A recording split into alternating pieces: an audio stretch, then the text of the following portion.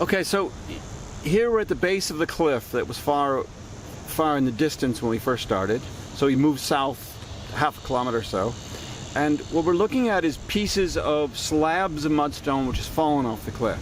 It's the best place to see exposure to the fossils. And there are three fossils that we want to focus on here. One of them is these little things that look like a backbone, vertebrae.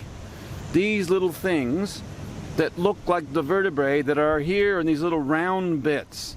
These were the stems of what we call crinoids. And their common name is sea lily.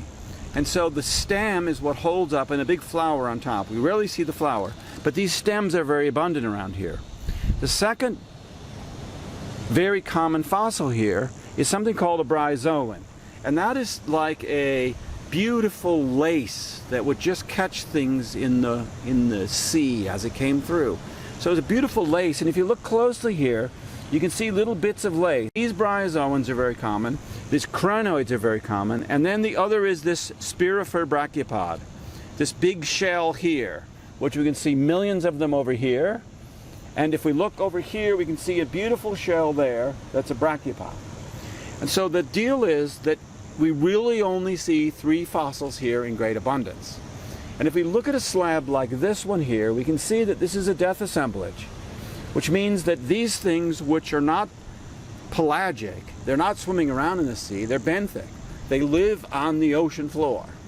And so that when there's a storm or a slump, they could just bury everyone. And that death assemblage means it tells us exactly what was here. And what it is a large abundance of only three species, which means that there is something fishy. I don't mean fishy, I mean something unusual about this environment, that only three species could adapt to it. And those that adapted to it could go absolutely nuts because there were no predators. So that these things went really bonkers here because it was so cold. And so if you look at the ecosystem and you define all of the species that are here, you can tell if there's something unusual about it. This does not have the diversity we see in, for instance, a tropical environment. It's completely different. So this is another indicator of what's going on here.